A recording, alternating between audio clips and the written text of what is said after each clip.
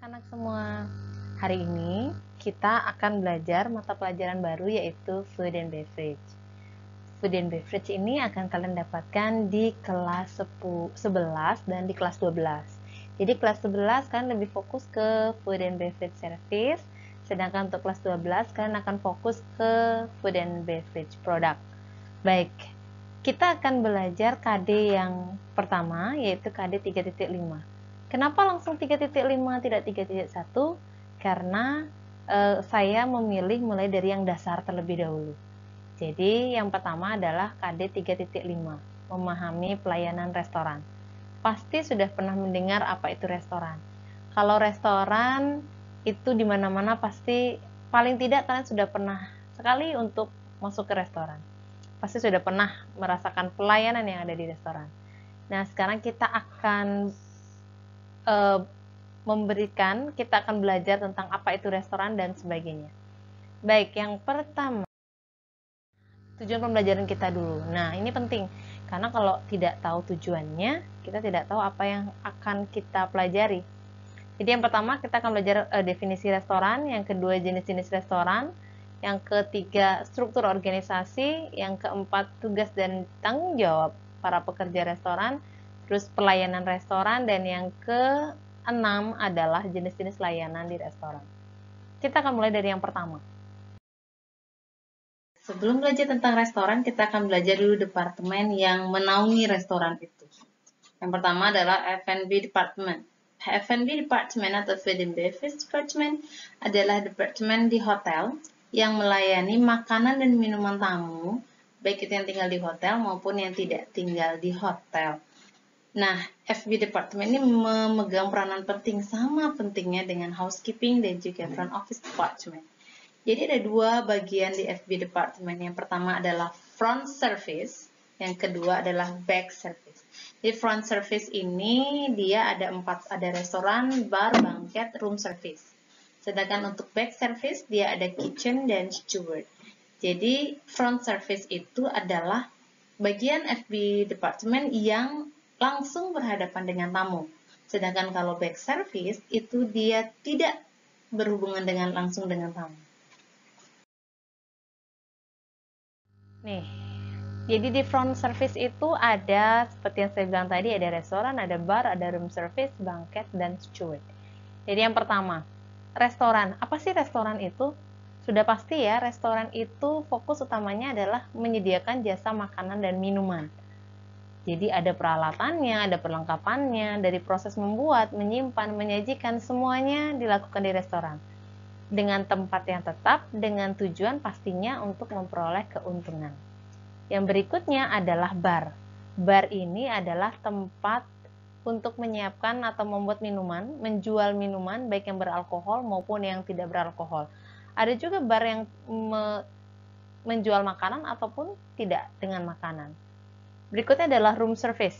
Room service ini adalah bagian yang bertugas untuk melayani makanan dan minuman ke kamar tamu. Jadi nanti ketika tamu memesan minuman atau makanan diantar ke kamar, maka room service lah yang mempunyai tugas. Banquet. Banquet ini bertanggung jawab terhadap penjualan makanan dan minuman di luar restoran. Banquet ini lebih kepada pesta atau jamuan khusus. Jadi di sini mempersiapkan misalnya pesta kebun, garden party, mempersiapkan dari tempat, dari makanan, dari penyajian dan semuanya. Itu adalah tugas dari seksi banquet. Steward ini adalah bagian yang menjaga kebersihan dan menyimpan peralatan di FB Department. Baik. Nah, restoran yang kita ketahui itu ada banyak ternyata. Walaupun kita mungkin tidak secara detail tahu, tapi menurut Marsum, restoran itu ada 21 jenis. Jadi tidak akan saya bahas semuanya, beberapa akan saya bahas secara detail, tapi tidak semuanya. Ada a la carte, ada table d'hôte, ada cafeteria, cafe, kantin, dan seterusnya. Oke, berikut saya akan bahas dari satu persatu. Dari a la carte, ini yang biasa. A la carte ini restoran yang menawarkan minuman secara terpisah dengan masing-masing harga. Jadi misalnya di sana ada steak satu harga, em, mashed potato satu harga, itu namanya a la carte restaurant. Table Dot ini adalah restoran yang menawarkan harga makanan itu per paket, mulai dari makanan pembuka, appetizer, sampai ke dessert. Jadi dalam satu paket dan satu harga. Berikutnya adalah kafetaria atau cafe. Jadi kafetaria ini menghidangkan makanan ringan, kopi, teh untuk orang yang mungkin nongkrong-nongkrong itu bisa di kafetaria atau cafe. Kantin. Kantin ini juga termasuk restoran, tapi restoran kecil yang hanya terdapat di kantor dan di sekolah. Pelanggannya pun ya intern dari kantor atau sekolah itu sendiri. Berikutnya adalah dining room. Dining room ini restoran yang ada di hotel kecil. Jadi penginapan, motel itu bisa dining room. Tidak seperti restoran, dia seperti ruang makan di sana. Itu dining room. Coffee shop atau brasserie itu menyajikan kopi dengan sebagai menu utamanya. Beberapa makanan kecil juga sebagai pendamping kopi, tapi menu utamanya adalah kopi. In tavern ini adalah restoran kecil yang ada di pinggiran kota. Jadi memang khusus untuk hotel-hotel yang ada di pinggiran. Misalnya orang dalam perjalanan jauh, biasanya di luar negeri banyak nih ada in tavern. Perjalanan jauh di perjalanan misalnya berhenti untuk istirahat, itu in tavern. Family restaurant ini restoran sederhana, itu untuk tamu-tamu keluarga atau rombongan. Kalau kalian pernah naik bis atau tour dengan sekolah, mampir di sebuah restoran dengan rombongan kalian, nah itu namanya family restaurant. Specialty restaurant, restoran ini yang dekorasinya semuanya sesuai dengan punya ciri khasnya masing-masing. Biasanya ini specialty restaurant ini ada berasal dari negara tertentu, misalnya Japanese restaurant atau Korean restaurant atau Indonesian food dan sebagainya. Jadi benar-benar spesial khusus menjual makanan tertentu saja. Continental restaurant, continental ini menitik beratkan pada hidangan kontinental. Jadi hidangan kontinental itu adalah hidangan yang berasal dari Amerika atau Eropa. Jadi tidak ada makan dari Indonesia ya. Oke, grill room. Ini restoran yang menyediakan bermacam-macam daging panggang. Bahkan pelanggannya pun biasanya dipersilakan untuk memanggang daging yang disukainya sendiri. Main dining room. Nah, ini agak beda dengan dining room yang tadi ya. Kalau main dining room ini restoran yang terdapat di hotel-hotel mewah. Biasanya untuk gala dinner itu kita yang digunakan adalah main dining room. Pizzeria adalah restoran yang menjual pizza. Jadi hanya khusus pizza saja. Misalnya kalau di sini ya Pizza Hut, Domino's Pizza, dan seterusnya. Terrace restaurant, restoran yang menyediakan pemandangan di luar yang indah. Jadi di luar ruangan ya, misalnya seperti di Kintamani, Lake View, di sini ada bisa melihat pemandangan dari luar dengan pemandangan yang indah, itu namanya terrace restaurant. Baik, tadi sudah saya jelaskan bahwa bar itu adalah tempat untuk menjual makanan atau minuman yang tersedia di hotel. Jadi bar itu bisa diklasifikasikan menjadi 3, yaitu berdasarkan fungsinya. Yang pertama, kedua berdasarkan lokasi, yang ketiga adalah berdasarkan minuman yang dijual. Yang pertama berdasarkan fungsi, beda penamaan jenis barnya ya. Yang pertama adalah ada 2, yaitu public bar sama service bar. Fungsinya kalau public bar itu artinya bar itu dibuka untuk semua orang, baik dari yang menginap di hotel maupun yang tidak. Jadi ada 2, ada cocktail bar. Cocktail bar ini dia menyediakan banyak makanan yang bervariasi. Jadi terutama minuman koktail ya yang mengandung alkohol. Terus yang kedua ada night club atau diskotik. Jadi ini bukanya pada malam hari, ada dance floor, ada music yang bisa dinikmati sambil menikmati minuman. Terus ada snack bar. Snack bar ini ada bar yang menyediakan selain minuman juga menyediakan makanan ringan. Di sini dalam bentuk counter dia. Dance bar ini menyediakan floor show, floor dance. Jadi dance bar ini ada minuman, ada panggungnya, ada tempat untuk ngedance juga atau dansa juga, misalnya seperti menyediakan pertunjukan kabaret atau dance fire dance gitu, itu disebut dengan dance bar. Berikutnya adalah service bar. Service bar ini khusus untuk melayani pemesanan minuman yang diantar langsung ke kamar atau room service. Berikutnya adalah jenis bar yang berdasarkan lokasi. Yang pertama adalah sunken bar. Ini letaknya di alam terbuka. Bisa di pantai, di pinggir pantai, bisa di hutan, atau di pegunungan, itu sunken bar. Kalau poolside bar itu terletak di pinggir kolam renang. Kalau hotel bar udah pasti ya, terletak di dalam hotel. Bar di restoran itu ada bar di dalam restoran, sama movable bar. Kalau movable bar ini bar yang bisa pindah-pindah ya, biasanya pakai food truck atau yang bisa dipindah-pindah gitu. Next, berikutnya adalah berdasarkan produk yang dijual. Ada wine bar, khusus untuk segala macam wine. Snack bar, sama seperti tadi. Espresso bar, kopi dan makanan ringan yang terdapat di stasiun atau terminal. Kemudian milk bar, itu menjual minuman segar tapi non-alkohol. Terus American bar, bar kecil yang menjual minuman alkohol, koktail, dan minuman lainnya. Struktur organisasi restoran. Struktur organisasi restoran saya berikan 3 jenis. Yang pertama adalah untuk organisasi restoran di hotel besar.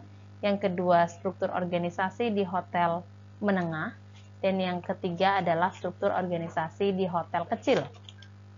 Jadi kalau di hotel besar ini, dia terdiri dari pertama yang mengepalai adalah restoran manager. Dikepalai restoran manager, kemudian head waiter, kemudian ada head waiter, kemudian dari head waiter kemudian dia mempunyai asisten, karena asisten ini mempunyai tugas dan tanggung jawab yang sama dengan head waiter. Kemudian ada captain. Captain ini bisa berfungsi sebagai dua sisi. Pertama, wine butler untuk menyajikan wine atau minuman. Yang berikutnya adalah hostess atau penerima tamu, itu captain. Berikutnya adalah asisten captain. Ya, ini samalah membantu pekerjaan captain. Kemudian ada waiter atau waitress, kemudian ada busboy.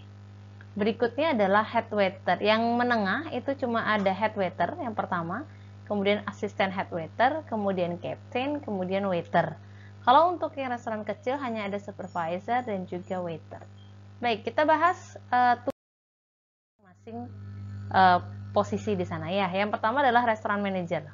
Restoran manager ini bertanggung jawab terhadap operasional restoran. Dia yang bertanggung jawab terhadap bagaimana seharusnya restoran itu berjalan. Kemudian yang kedua adalah head waiter. Head waiter ini mengawasi dan bertanggung jawab terhadap kelancaran pelaksanaan alur pelayanan. Jadi head waiter ini yang memberikan membuat perencanaan apa alat yang digunakan, menunya yang akan disajikan dan seterusnya. Itu tanggung jawab oleh head waiter. Kemudian head waiter juga punya tugas untuk menangani keluhan tamu yang tidak puas terhadap pelayanan yang diberikan. Oke, berikutnya adalah asisten head waiter. Tugasnya adalah yang jelas, karena dia adalah asisten head waiter, tugasnya pastinya membantu head waiter. Terus juga bisa melakukan pekerjaan-pekerjaan head waiter jika dia head waiter ini berhalangan. Adalah captain. Captain ini seperti yang dibilang tadi, tugasnya adalah mengambil pesanan tamu, itu bisa sebagai hostess, kemudian menyajikan anggur sebagai wine butler, sebagai carving juga bisa. Jadi orang yang ahli itu di posisi captain. Kemudian ada waiter dan waitress. Waiter dan waitress ini tugas utamanya adalah melayani tamu. Jelas.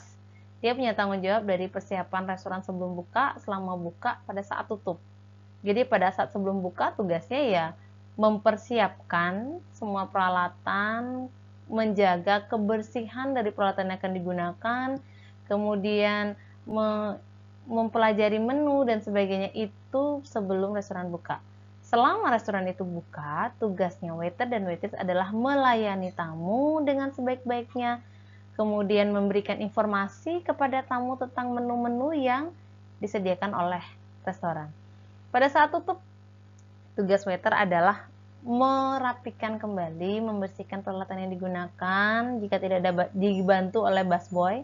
Jika tidak ada busboy di restoran kecil, maka waiter dan waitress lah yang bertanggung jawab. Berikutnya adalah busboy. Busboy ini membantu waiter melaksanakan tugas sehari-hari. Jadi mempersiapkan meja, mengangkat piring kotor, maupun mengambil makanan dari dapur untuk diberikan kepada waiter atau waitress.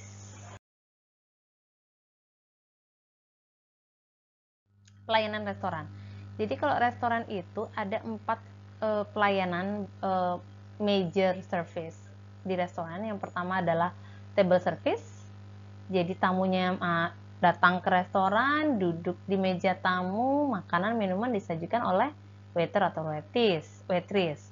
Counter service ini tamunya duduk di counter. Jadi counter itu kayak membatasi antara dapur dengan ruangan. Jadi ada sekat seperti itu, namanya counter service.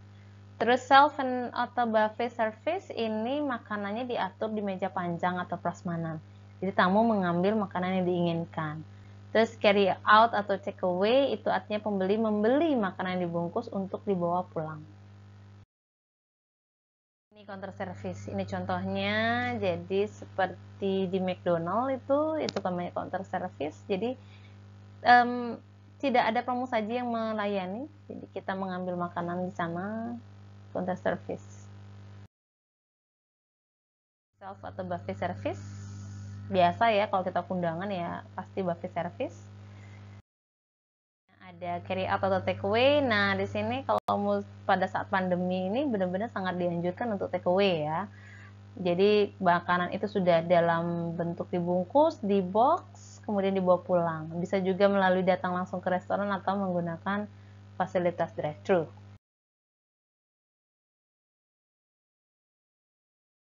Table service. Nah, ini ada 4 table service. Table service itu yang saya ingatkan kembali, tamu datang ke restoran dan pramusaji yang melayani. Yang pertama adalah English service, yang kedua French service, yang ketiga American service, yang keempat adalah Russian service.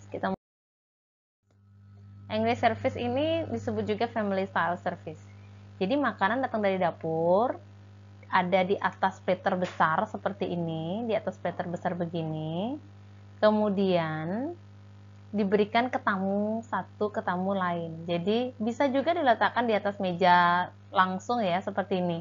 Jadi taruh di atas meja, kemudian dipotong-potong dan disajikan. Itu bisa. Atau tamunya mengambil sendiri, itu juga bisa. Itu disebut dengan English service. Yang berikutnya adalah French service. Kalau French service ini tergolong mahal ya. Di sini mewah, mahal, dan tertentu saja. Jadi di sini pramusaji ada 2 orang disebut dengan chef de rang dan commis de rang. Chef de rang ini adalah waiter atau waitress utamanya, sedangkan commis de rang ini adalah asistennya. Jadi di sini waiter atau waitress tidak hanya bisa menyajikan, namun juga bisa membuat atau memproduksi atau memasak makanan itu di depan tamu dengan menggunakan meja kecil yang disebut dengan gueridong.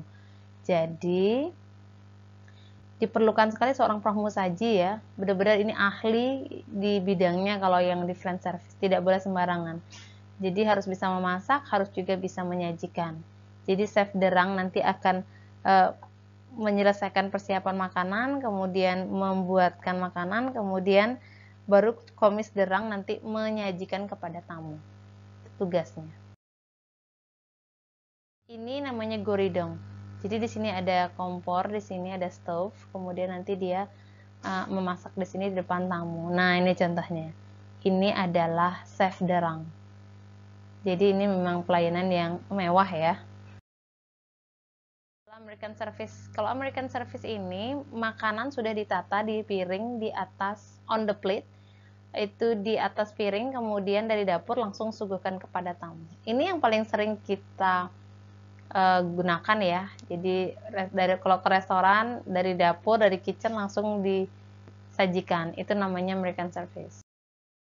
Ini adalah Russian service. Untuk Russian service itu makanan itu diracik, sudah disiapkan, dipotong-potong, tapi kemudian dibagi pada masing-masing tamu. Jadi tidak mengambil sendiri-sendiri, tapi disajikan oleh waiter atau waitress. Russian service. Baik, ini referensi buku yang jika kalian ingin membaca lebih lanjut. Demikian penjelasan dari saya. Ini bisa kalian lihat, saya sudah upload juga ke Google Classroom, kalian bisa baca sendiri. Terima kasih atas perhatiannya. Sampai jumpa.